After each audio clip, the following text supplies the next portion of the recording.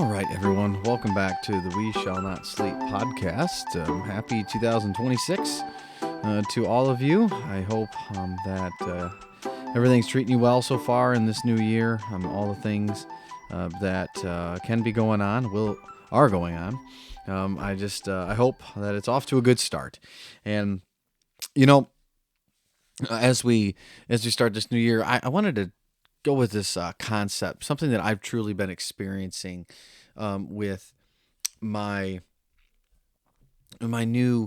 this newfound passion and desire for reading and connecting with a lot of ancient things, history and antiquity is a lot of the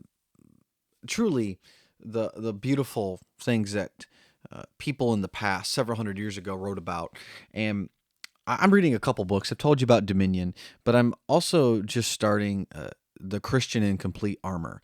And I have the complete unabridged, like 1,200 page unabridged thoughts on William Gurnall's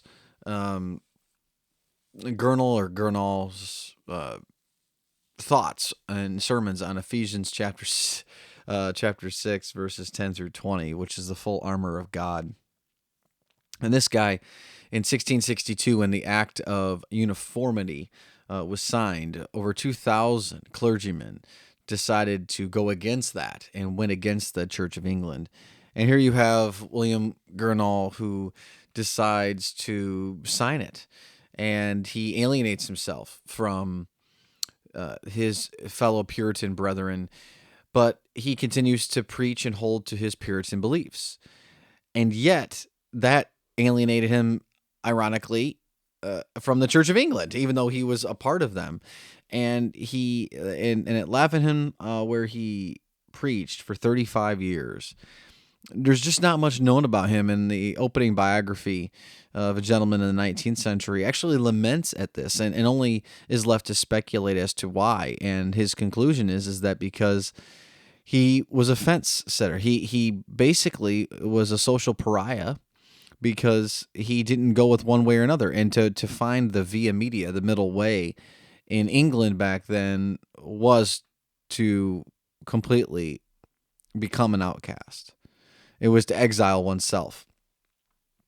But I believe, based on his writings, he did it for the sake of his congregation. He would have been forced to leave the church in Lavenham.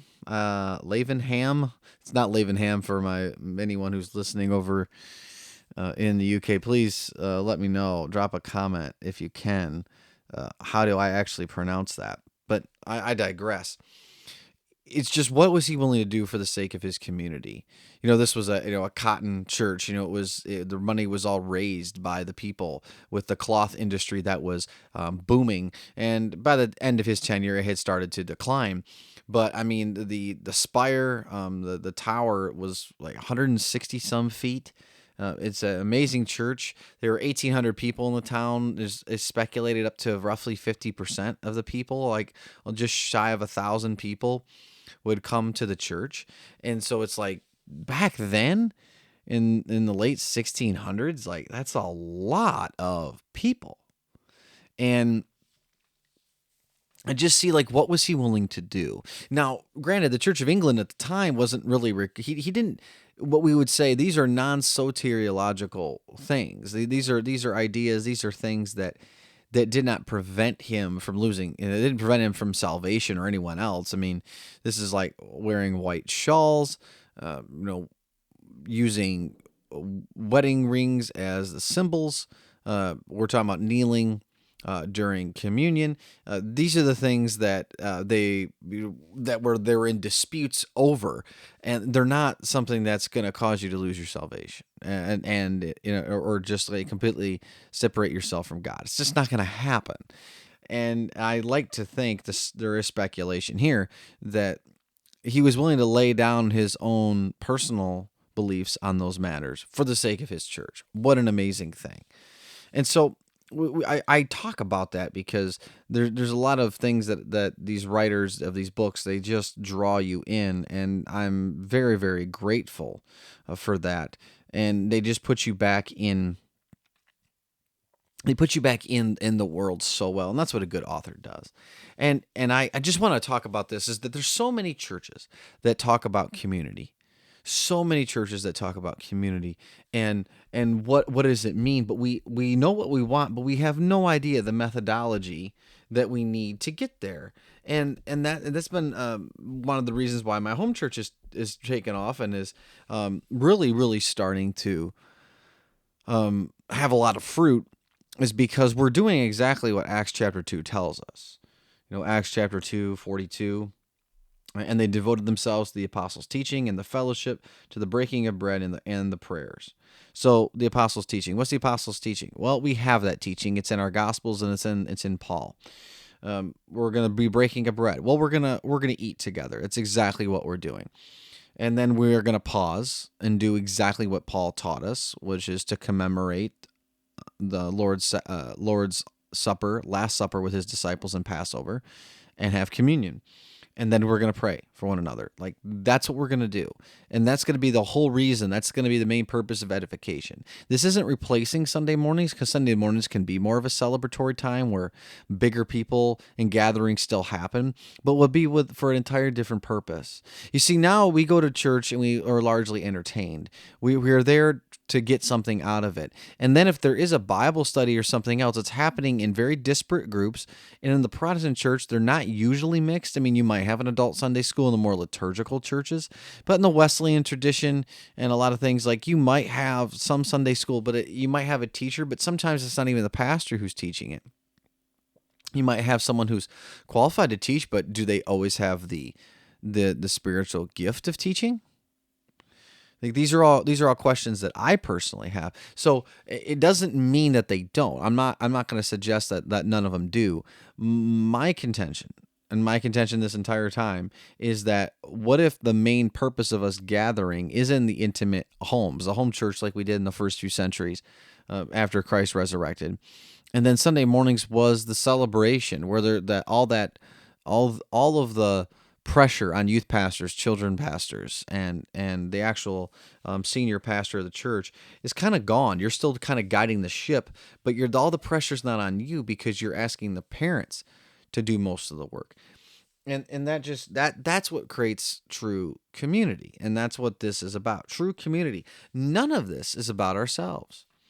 You see, this is why we know that the greatest commandment is to love the Lord your God with all your heart, mind, soul, and strength, and then love your neighbor as yourself. In the Lutheran Church, Martin Luther says on this very fact, quote, from his book, The Freedom of a Christian, "We conclude, therefore, that a Christian lives not in himself, but in Christ and in his neighbor. Otherwise, he is not a Christian. He lives in Christ through faith, and his neighbor through love. By faith, he is caught up beyond himself into God. By love, he descends beneath himself into his neighbor." What an amazing thing. What an amazing thing. We go up, we ascend up with our faith to God. We lower ourselves out of love in service of our neighbor. None of it is about us at all. And I think that's what we have to transition community over to, is that it has nothing to do with what we want. I mean, Voltaire, a deist, someone who kind of scoffed at the idea that there was a personal God. Even he said, quote, "In the beginning, God created man in his own image, and man has been trying to repay the favor ever since." In other words, God made us in our image, and we now try to make God in our image. We try to go ahead and basically make God into anything that we want, whatever is most suitable to us, whatever we find most palatable. Ostensibly, that's what humanity has been doing. I would happen to agree, especially in 21st century Protestant America. What we are doing now, what we see, what we witness, is a church buffet. And it's no wonder you can't build community when it's all about what it can do for me. Like, does the church exist to meet my needs? And if it doesn't, I can go to another church. I'll go church shopping in order that I might find a church that can. And that's the danger today. That's what we face.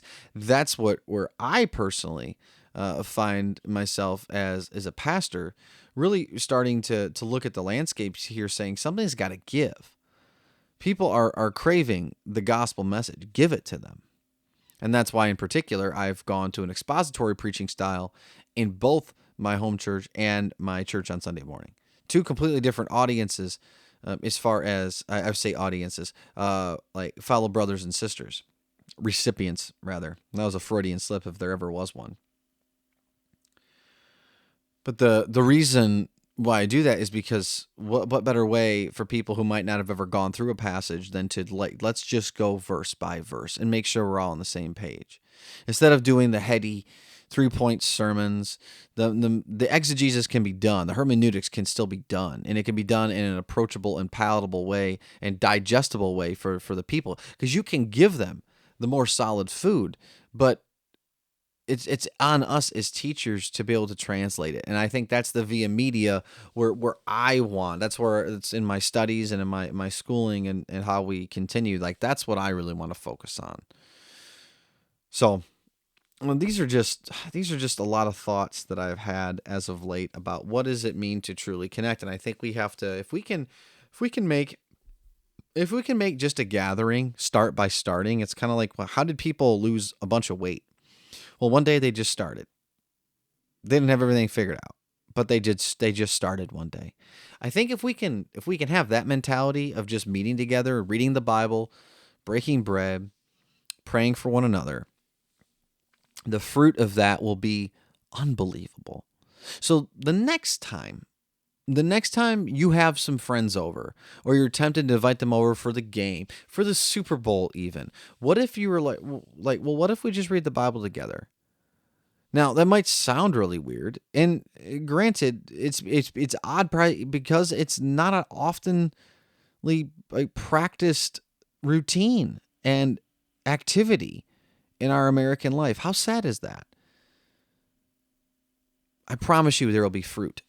So hopefully you consider that, just these thoughts, and I appreciate you taking the time to hear me out and to listen to this tonight, because this is, I think, what's necessary, to go back to our roots, go back to the men and women who sacrificed so much, who in a period where Christians were never looked upon favorably and blamed even for the fire of Rome, we still survived. Why was that? Was it perhaps that the church was filled with people who were living for something far greater than themselves, and they were fully dependent and dependable on each other? That's what I want to build. That's the type of community I want to be around. Anyway, thank you so much for bearing with me tonight. Thank you for hearing me out. Happy New Year, 2026, coming at you strong. Here's to another year of We Shall Not Sleep. May God bless you, and may God keep you.